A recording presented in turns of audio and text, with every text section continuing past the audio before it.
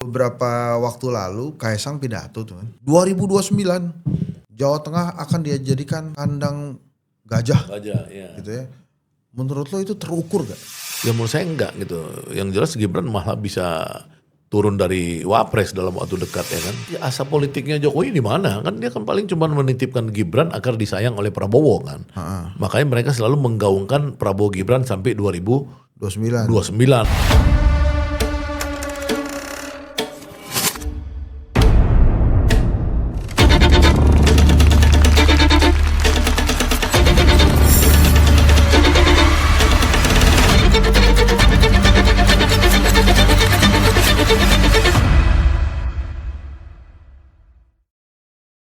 Bismillahirrahmanirrahim. Assalamualaikum warahmatullahi wabarakatuh.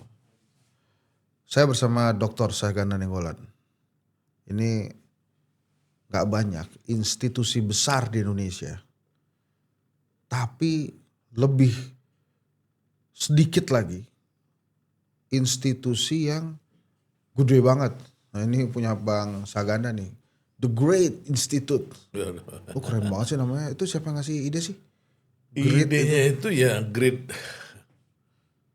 Siapa yang ngasih Make nama Indonesia itu? great again. Oh kayak Trump dong lo. Ada kayak Prabowo, Prabowo kan juga Miga, kalau sana Maga ya kan. Iya. Nggak itu gara-gara itu. Jadi namanya The Ya Great pasti Great dong, itu. pasti. Tapi juga singkatan kan, singkatan dari Global Research Global Research. on Advanced Technology, Economic, tambah and Politics gitu. Harus pakai bahasa England gitu ya? Ya bukan, ini kan singkat-singkatan, ini kan boleh dong singkat-singkat. Itu apa tuh bentuknya? Jadi ormas atau institusi sih? Itu sih ini aja, foundation ya, yayasan ya. Itu berapa orang tuh ya waktu mendirikan itu? Sekitar 12 lah, 11 ya. Siapa yang akan diusung nanti tuh?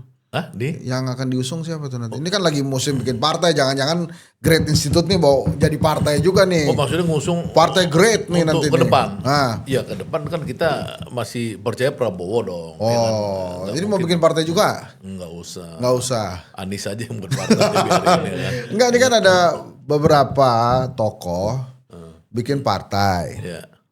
Tapi kita nggak ngelihat perbedaannya karena dia ndompleng ketangguhan dan ketokohannya Prabowo Subianto. Dia bikin partai mendukung Prabowo Subianto jadi presiden.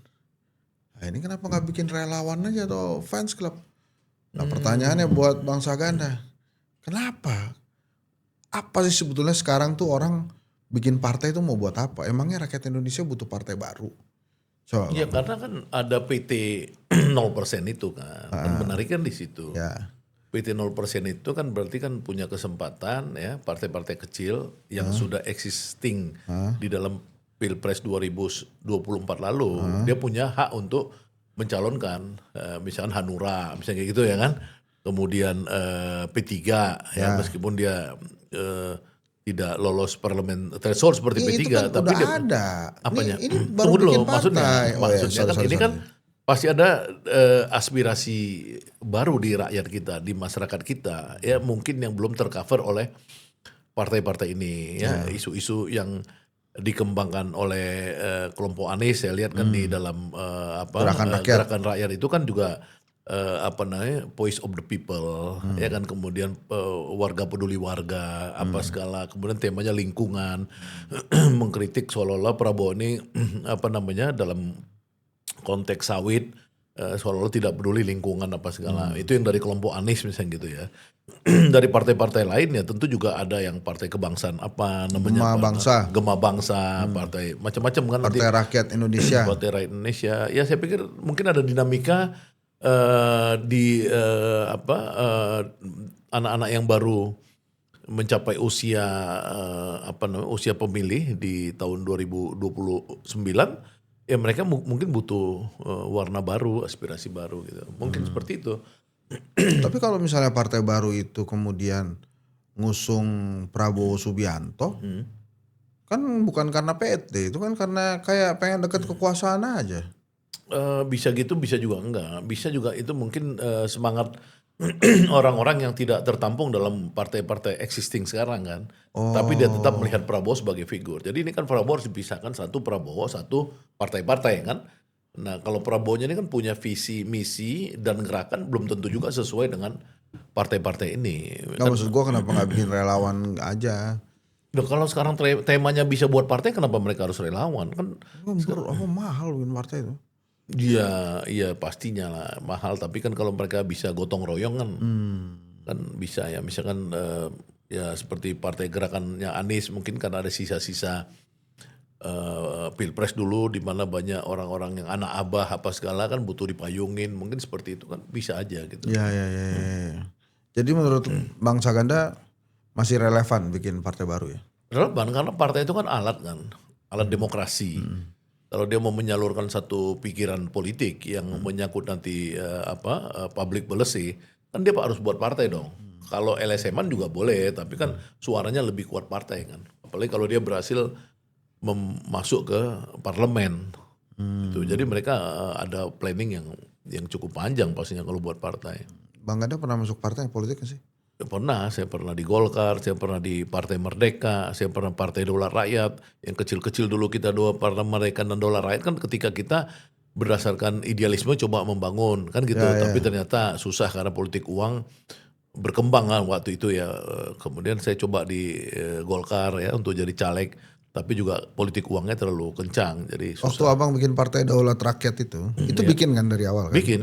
Itu apa yang men-trigger abang bikin partai politik baru? Ya karena partai-partai yang ada itu tidak mempunyai aspirasi untuk merealisasikan cita-citanya Bung Hatta waktu itu. Ya cita-cita ekonomi kerakyatan. Tema kita kan waktu itu koperasi dan ekonomi kerakyatan. Nah disitulah kita harus membuat partai agar itu bisa gaungnya diterima rakyat dan mudah-mudahan didukung. Tapi ternyata kita hanya berhasil satu DPR waktu itu. Menyumbangkan satu orang. Oh, Daulat Rakyat? Iya. Siapa? Ada teman dari NTB waktu itu. Oh, terus kenapa nggak diterusin partainya? Waktu itu pemimpinnya Mas Adi Sasono ya, melihat susah ya itu. Kemudian dia buat partai baru yang saya ikut juga, Partai Merdeka namanya. Tahu tuh gue yang kayak PAN itu ya? Logonya kan? Matahari gitu. Matahari gitu ya. Maksudnya itu eksperimen kita lah. Karena kita merasa bahwa idealisme harus disalurkan melalui partai. Nah, maksud saya gini Bang Ganda. Partai Daulat Rakyat itu menurut gue itu satu ideologi itu sama Pak Prabowo itu. Pastinya. Kenapa nggak dibikin lagi? Loh yang bikin siapa? Saya nggak mau bikin partai. Saya udah tahu kan partai itu kan memang tadi kan biaya tinggi dan lain-lain gitu kan. Nah karena intinya kita ini kan kita yang paling penting selama 10 tahun Prabowo ke depan ini bagaimana kita bisa mempengaruhi pikiran beliau, ikut mempengaruhi pikiran beliau agar cita-cita kerakyatan itu bisa direalisasikan itu. Sebenarnya itu cukup ya, nggak usah buat partai tapi kita bisa buat kelompok strategis yang memberikan saran gitu. Prabowo itu punya ide macam-macam tuh, yang terakhir itu kan sekolah rakyat yang dia resmikan itu. Cukup mengguncang itu. Nah, apa sih sebenarnya pemikirannya Pak Prabowo untuk mensejahterakan rakyat nih kan? Dia bikin yang tingkat elit itu kan Danantara. Terus level menengah ya, menengah bawah ada Koperasi Merah Putih. Terus kemarin level anak-anak atau anak-anak kita lah ya, itu dia bikin sekolah rakyat. Yang di kepala dia tuh apa sebenarnya? Ya kalau menurut saya sih kan dia itu kan ini ya, satu dia pemimpin ideologis ya. Mungkin cuma dua lah di Indonesia ini yang pemimpin ideologis selama Indonesia ada ya, Soekarno dan dia ya. Yang lain kan pragmatis ya. Nah, Soeharto nggak ideologis? Pragmatis ya, pragmatis itu belum tentu salah, maksudnya dia pragmatis ya. Kalau ini kan ideologis tuh ada pertarungannya. Pertarungan misalkan kita lihat Danantara itu kan sebenarnya konsolidasi dari kekuatan bisnis negara ya, seperti BUMN di Cina itu dulu. Dia itu coba dikonsolidasikan menjadi kekuatan yang nilainya 1000-an 2000-an triliun gitu ya. Untuk dia tuh bisa masuk dalam permainan yang skalanya sangat besar, baik levelnya nasional maupun level internasional. Sehingga apa? Sehingga yang selama ini ya pemain-pemain besar tuh cuman kelompok-kelompok oligarki dan kebanyakan oligarki hitam itu. Jadi misalnya ada investor dari Qatar misalkan, dia pasti nyarinya adalah oligarki yang existing karena BUMN-nya kecil-kecil kan gitu kan, dibandingin yang oligarki tadi. Nah, ketika dikonsolidasikan oleh Prabowo dalam Danantara, maka itu udah lebih besar daripada yang paling besar di Indonesia. Misalkan asetnya Antoni Salim, asetnya Sinarmas, ini udah kalah sama Danantara. Jadi Danantara itu sebagai pemain tuh udah bisa jadi pemain global. Jadi kalau dulu misalkan level Garuda susah, tapi kalau level Danantara udah kuat kan. Bank-bank dikonsolidasikan, semua konsolidasikan. Itu strategi dia untuk membuat negara itu kuat. Yang kedua, di level yang tadi, middle tadi, Koperasi Desa Merah Putih, kan kita lihat semua oligarki ini menguasai seluruh ekonomi desa ya, dengan kehadiran retail dan lain-lain. Jadi instrumen distribusi kita secara nasional ini dikuasai oleh oligarki ya. Nah, dia menghadirkan itu untuk menjadi pengimbangan supaya apa? Supaya negara itu bisa mengatur agar kekayaan atau kemakmuran yang kita ciptakan ini bisa berbagi kepada rakyat. Jadi kalau selama ini misalkan beberapa perusahaan-perusahaan retail swasta, dia kan sedot uang dari desa. Ya kan itu sekitar 5-7% dia dapat hak royalti dari sebuah perusahaan, misalkan Indomaret, Alfamart ataupun namanya apapun namanya. Kemudian semua barang kan dari dia. Ya nggak, Pak Haji di lokal itu kan cuma partner yang kemudian dia tidak punya produksi. Nah, dengan Prabowo membuat ini, maka kemakmuran itu bisa juga diberikan kepada rakyat desa dan lain-lain. Jadi dia buat front kan. Jadi front besarnya itu, front kecilnya di situ. Itu yang menurut saya dia di kepala dia itu. Nah, di kepala Prabowo ini kan sosialisme atau Pancasila yang berbasis ajaran sosialisme atau sosialistik berketuhanan ya. Itu dijalankan Prabowo untuk apa? Untuk mencegah Indonesia ini negaranya gulung tikar. Ya kan? Makanya dia coba negara ini dia buat ini dengan berbagai strategi supaya dia ini ada gunanya buat rakyat. Ini yang saya lihat gitu loh. Lah,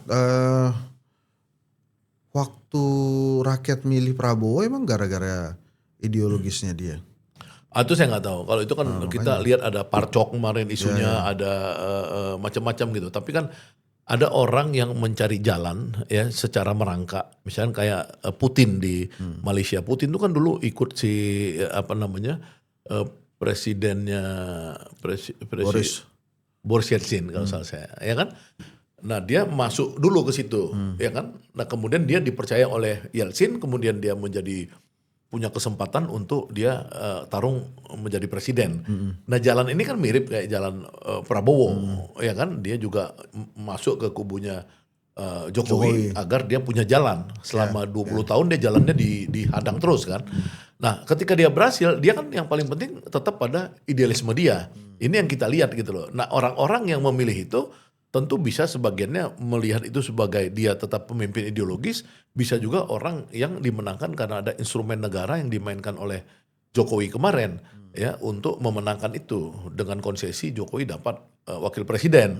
Tapi kan penting yang sekarang ini kan kita lihat hasilnya bahwa Prabowo setahun terakhir ini kita lihat kan dia betul-betul berjuang untuk rakyat, bukan untuk dirinya gitu loh. Jadi dia berkali-kali kalah itu sebetulnya memperjuangkan ideologis. Iya, iya. Karena dia menunjukkan ideologinya dia kalah. Tapi karena dia pura-pura tidak bicara ideologi, dilepas orang gitu loh. Ya kan? Kan ingat tuh kita sampai 2019. Jadi nggak diwaspadai lah ya. Nggak diwaspadai karena orang-orang yang di tahun-tahun sebelum Prabowo ini kan semua penjual-penjual aset negara untuk kepentingan pribadi ya. Skandal Freeport, penjualan Freeport lah, skandal inilah macam-macam batu bara, nikel, apa semua kan skandal. Morowali kemarin yang diributkan oleh Satgas PKH, skandal-skandal semua kan. Ini kan mulai ditata ulang sama Prabowo. Jadi kalau Prabowo bisa menata ulang sampai 2034, maka pondasi kita bernegara ke depan untuk sesuai dengan pendirian bangsa Indonesia ini, cita-cita kemerdekaan itu bisa terjadi. Kalau yang kemarin tuh sampai eranya Jokowi, itu pondasi kita nggak ada, hancur semua. Nah ini yang menurut saya sedang ditata oleh Prabowo, kemungkinan besar dia sukses, tapi belum tentu sukses juga gitu loh. Nah ini balik lagi ke partai. Beberapa waktu lalu Kaisang pidato tuh kan. 2029 Jawa Tengah akan dia jadikan kandang gajah Gajah, ya. gitu ya. Menurut lo itu terukur gak? keinginannya itu? Ya, Atau memang sekedar hanya untuk menyemangati kadernya? ya kalau menurut saya dia kan coba membangun ya sekarang ya dengan menampilkan Ahmad Ali ya, coba menundukkan Egy Sujana supaya nanti bisa menjadi agennya mereka ya. Kemudian coba juga memainkan Gibran sebagai tokoh alternatif anak muda ke depan dan lain-lain gitu. Tapi saya nggak percaya mereka akan bisa mampu lolos parliament threshold ya. Karena itu kan dia kekuatan dia menurut saya eh, mungkin ada ya, uang ada, tapi popularitas ideologis atau idealisme kan orang nggak lihat sampai sekarang gitu loh. Mampu nggak mereka dorong Gibran jadi calon presiden kira-kira? Ya menurut saya enggak gitu. Yang jelas Gibran malah bisa turun dari wapres dalam waktu dekat ya kan, karena rakyat makin lama makin muak kan melihat dia yang tidak punya peran apapun dalam pemerintahan gitu loh. Dalam waktu dekat masa sih Bang? Ya bukan ya kan, dekat itu bisa setahun, bisa berapa kan gitu kan, mungkin. Kenapa kok jadi ketakutan gitu? Apanya? Itu kan gue bilang deket, enggak kan bisa setahun lagi. Ya. Gimana? Lah, ya kan kita dekat juga setahun kan. Masa hidupnya nggak ini. Kan kalau orang jangka pendek tuh setahun, jangka menengah kan orang 5 tahun kan gitu kan. Iya. Jangka pendek tuh ya bisa setahun juga bisa kan. Oh gitu. Daripada Rocky Gerung bilang Februari ini akan ada kerusuhan kan. Ya kan Februari kan udah besok Februari coba. Februari akan ada keramaian ya. Terawih pertama soalnya. Iya betul. Terawih pertama itu kan pasti rame banget tuh. Iya tanggal 18 itu. Kok tahu ya beneran terawih pertama mah rame, brother. Udah mulai kesana udah mulai berkurang tuh saf. Iya, Itu kalau kenapa begitu ya? Nggak, maksud gue setan tuh jago juga ya. Jago Gak nih dong, Bang, kita jago ngomongin dong, ini iya, sedikit. iya. Gue gak ngerti agama Bang. Tapi kan gue rasa lu sebagai senior gue yang lahir duluan lu lebih paham agama lah. Iya. Dulu waktu zaman lu muda kayak gitu juga gak? Sama. Selalu kalau menuju lebaran itu makin dikit itu safnya. Kalau menurut saya sih sekarang ini apalagi zaman AI ya, artificial intelligence tuh lebih banyak anak-anak muda yang dia bangga dengan agama ya. Oh, Sekarang ini. gimana sih apa hubungannya AI dengan bangga dengan agama? Karena AI itu misalkan kalau agama Islam ya. Kalau kita tanya soal agama Islam, dia positif. Oh, Iya. Jadi makanya makin banyak orang-orang yang anak-anak muda Islam ya yang dia tidak belajar sama kiai-kiai, ustadz-ustadz belajarnya sama AI. Sekarang ini begitu. Fenomena ini cerita anak-anak saya yang kebetulan memang mereka jadi diharapkan saf itu tetap terjaga penuh gitu. pasti penuh nanti itu.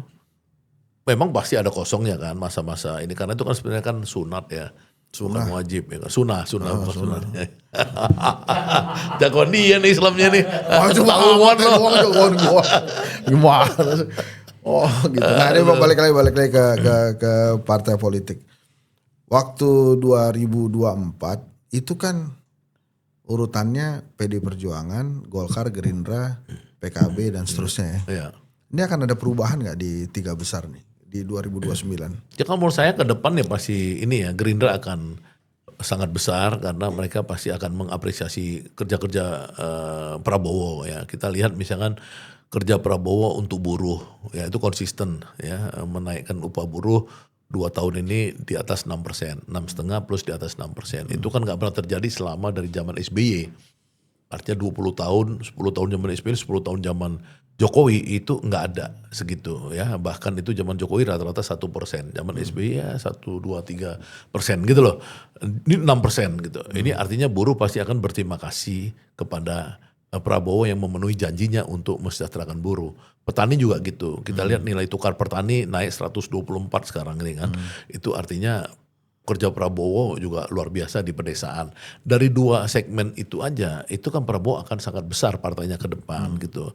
Belum lagi yang ini anak-anak muda ya, yang banyak diajaring masuk ke MBG, masuk ke Koperasi Merah Putih apa segala gitu. Itu mungkin nanti juga akan membuat dia ini. Ini dia mirip akan nanti seperti SBY jilid 2 ya. SBY melonjak banget tuh 7% atau berapa tuh. Iya betul. Tapi belum bisa melewati PDI Perjuangan sih. PDI Perjuangan sampai hari ini pasti paling tinggi tuh 33,3 tuh tahun 99. 99 iya. Kalau menurut saya sih bisa di ini. Karena kan sekarang kan kayak PDIP itu kan udah ini ya meaningless lah ya. Karena Megawati ini kan semakin tua orang pengulangan ya kan. Kalau Prabowo tua, dia baru mulai gitu loh untuk membuktikan bahwa dia presiden yang ideologis. Kalau Megawati kan udah selesai, jadi dia kalau ngomong juga kan kadang-kadang orang juga ya boring juga ya. Apa sih, lu ngapain sih kan gitu ya. Jadi Tapi dia artinya, hebat loh Megawati itu, dia tetap bisa menjaga hat-trick kan.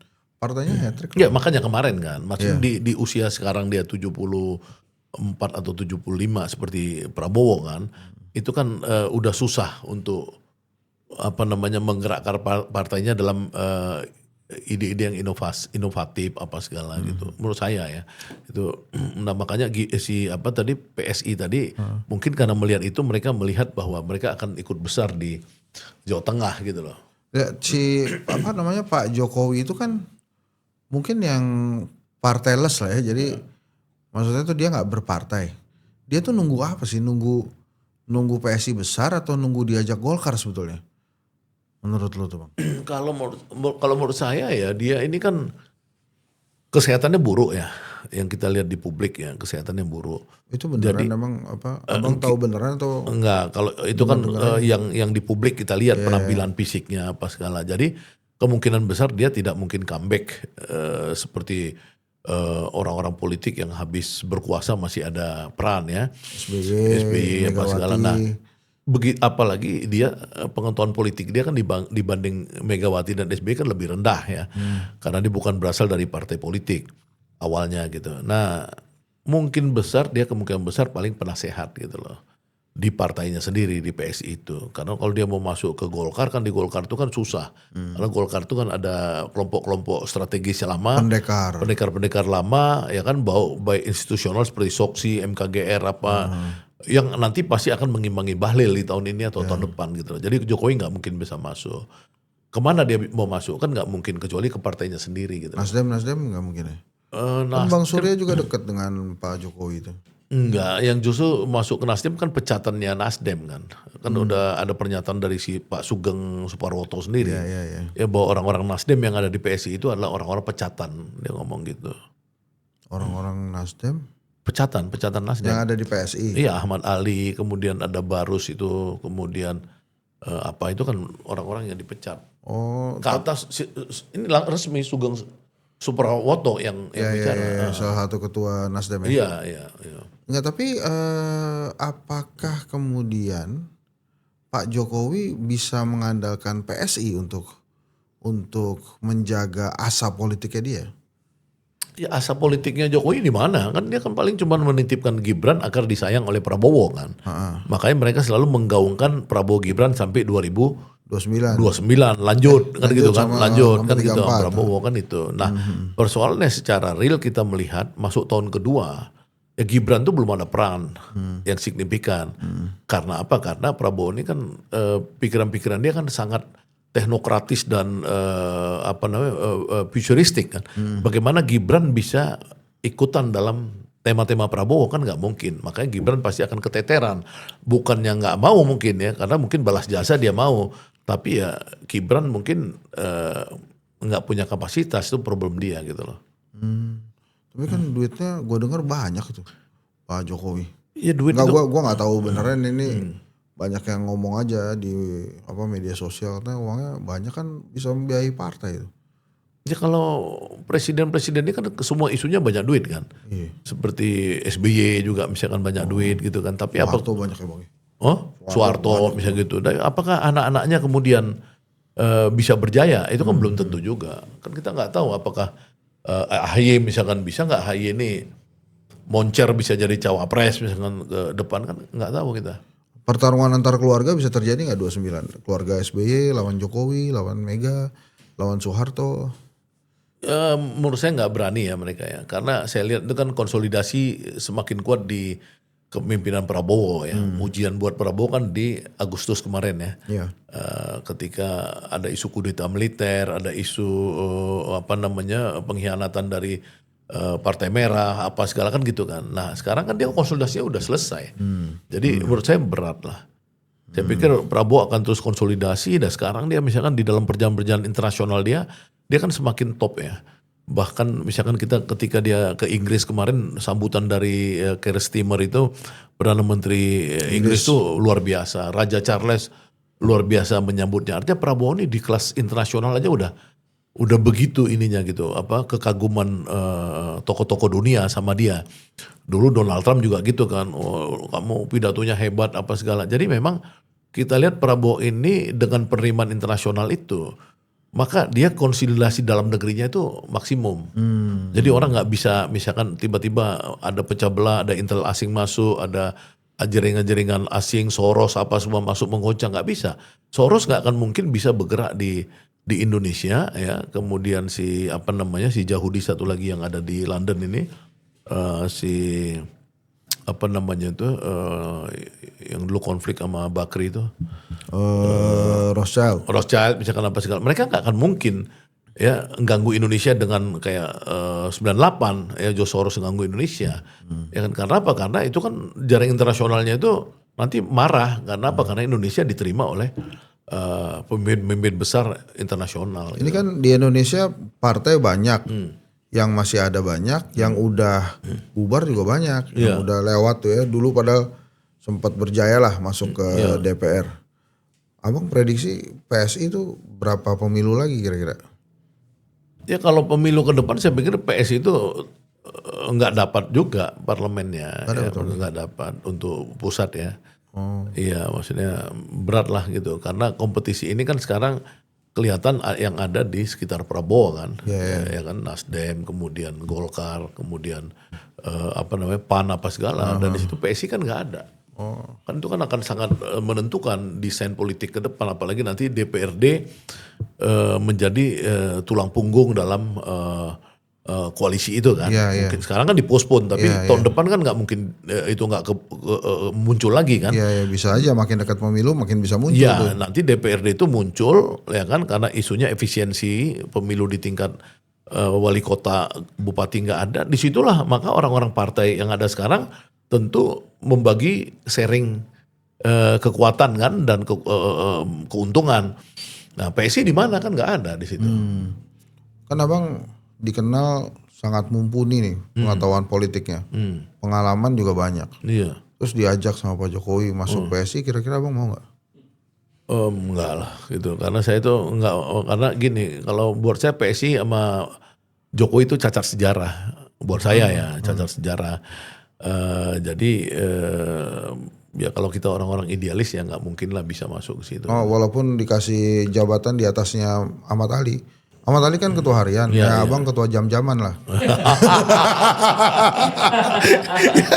Harian habis itu jam-jaman kan tinggal jam-jaman kan. Ada ketua harian, saya diangkat jadi ketua jam-jaman. Nggak mau bang ya? Nggak mau. Kita bagusan masuk ke Gerindra itu mau ya kan. Gitu. Kalau ke PSI ngapain, kan nggak ada yang mau dilakukan di sana. Ketua jam-jaman lucu juga. Ya udah bang, terima kasih banyak ya bang. Oke. Nanti kita tunggu aja, sebab sekarang ini kayak misalnya sahabat saya juga Sabrang MDP itu mau apa nama sih bro, Damar Panuluh ya MDP itu. Itu kan Mawo Damar Panuluh, Sabrang, Noe Leto itu kan tadinya di luar, sekarang dia udah di dalam. Di PSI? Bukan, jadi staf Dewan Pertahanan Nasional. Oke. Dia enggak masuk gitu. Nanti habis ini dia mau klarifikasi nih di podcast ini. Jangan-jangan abang begitu juga enggak begitu ya, jabatan di atas Ahmad Ali masuk juga PSI ini. Enggak, maksudnya tadi dia di urusan dengan PSI sama Ahmad Ali. Enggak. Dia masuk pemerintahan. Tapi sebelumnya dia bilang, wah saya di luar. Iya gitu. Beda dong. Kalau misalnya Repli Harun, dia bilang dia sumpah. Kan, kalau saya kan nggak mau sumpah. Ya jangan. Ya kan itu sumpah. Kan kemakan sumpah nanti. Lagian kan abang bukan pemuda lagi. Iya, yang sumpah kan pemuda. Oke. Ya udah, terima kasih teman-teman. Itu dia Bang Saganda Nainggolan, selalu renyah. Kita tunggu nanti akankah seorang Saganda Nainggolan jadi ketua jam-jaman. Terima kasih. Assalamualaikum warahmatullahi wabarakatuh.